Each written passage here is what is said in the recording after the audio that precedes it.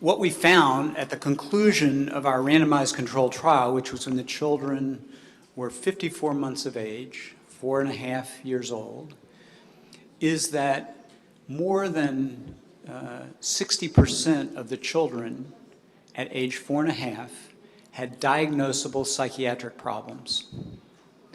But there were significant reductions in psychiatric problems in those who'd been randomized to foster care. They had fewer symptoms, they had fewer diagnoses, and they had less impairment from the symptoms and diagnoses that they had.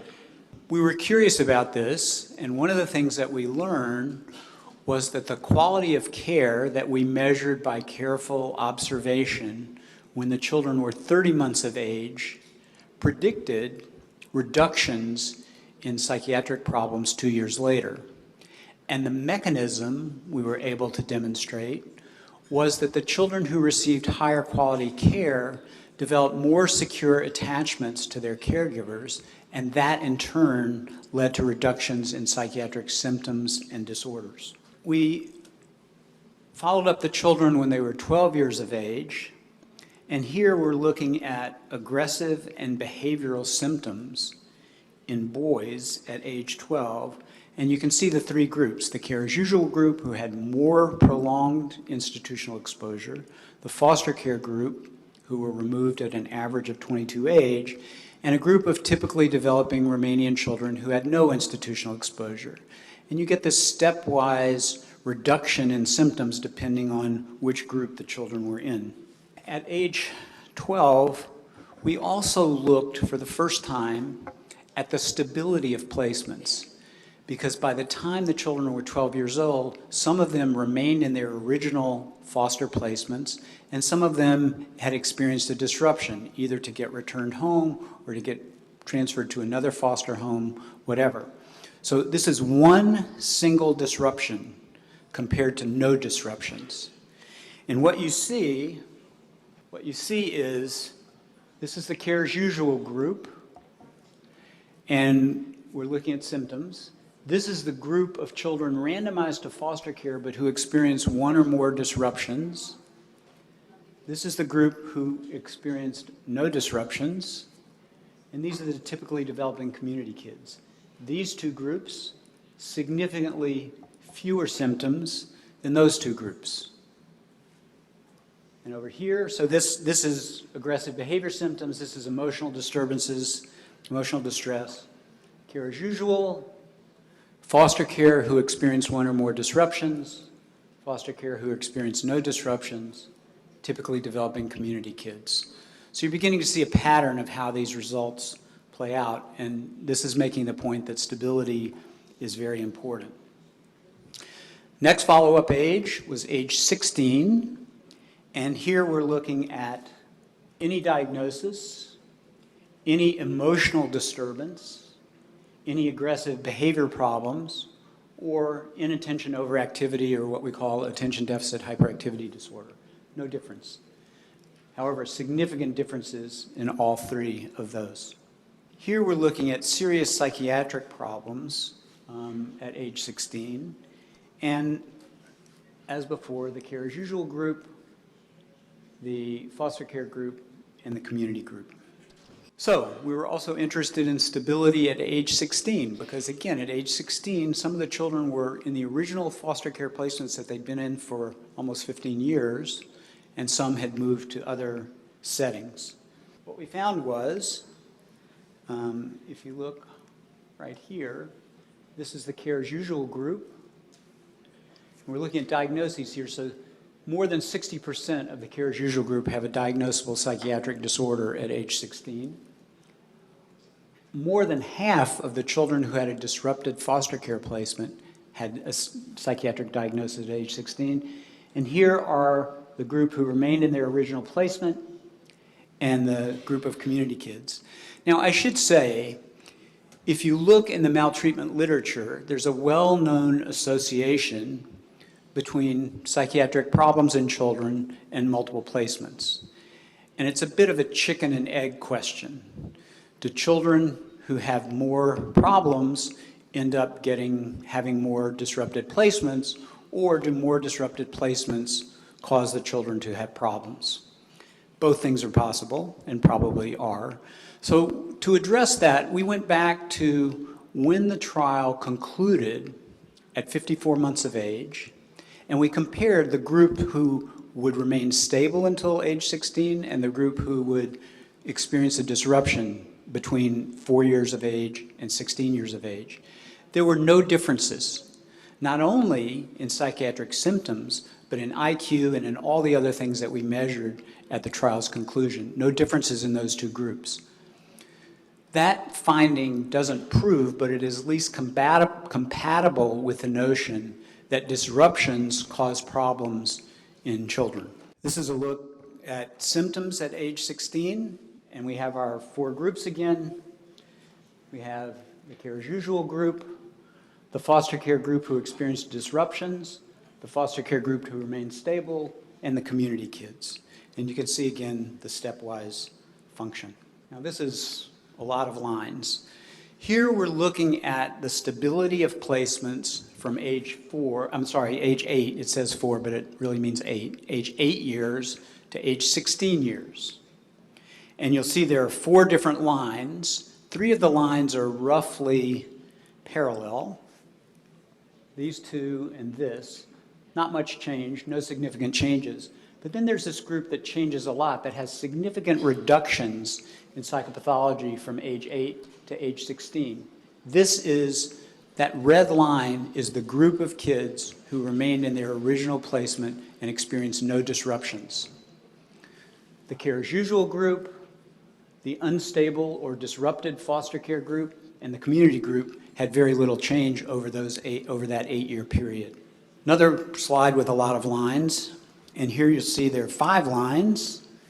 And here we're looking at quality of care that was provided to the children and psychiatric problems at age 8 and age 16.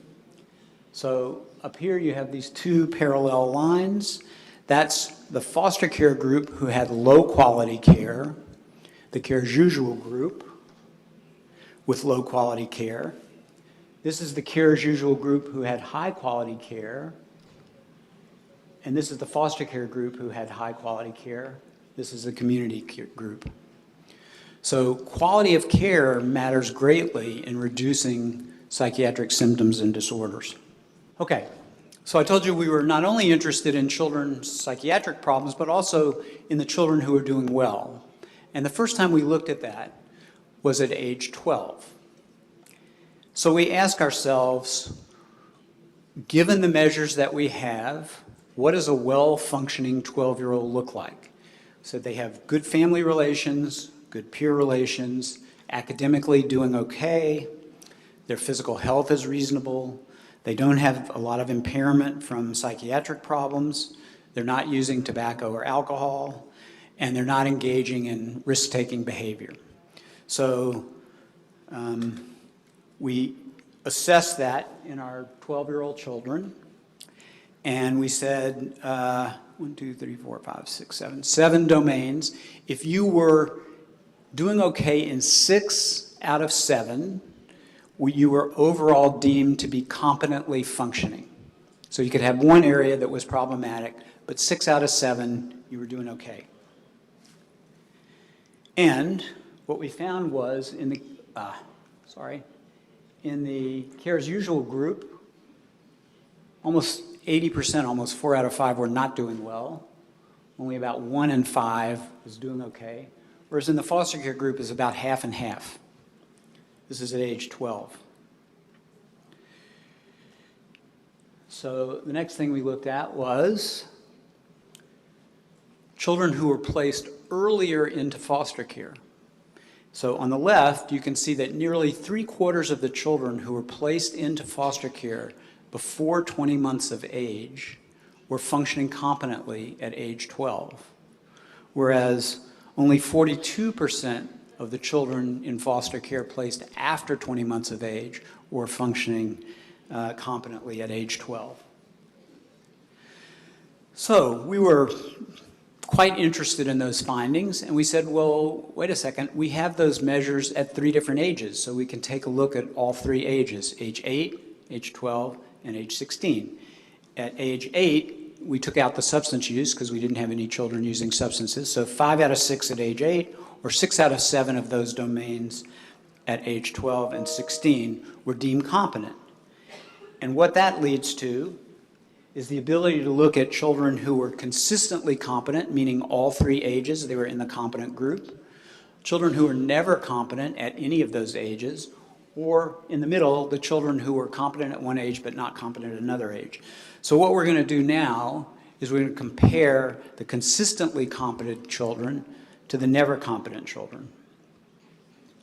So the first point is for the children placed in foster care, 26% were consistently competent at every age, whereas only 6% of the care as usual were functioning competently at every age. And I want to remind you that you might ask, well, how could anyone who had more prolonged institutional exposure be functioning competently at all those ages? By the time the trial concluded at 54 months of age, half of the children were in families. They'd either been reintegrated, they'd been adopted within Romania, or they'd been placed in government foster homes that didn't exist at the time the study began.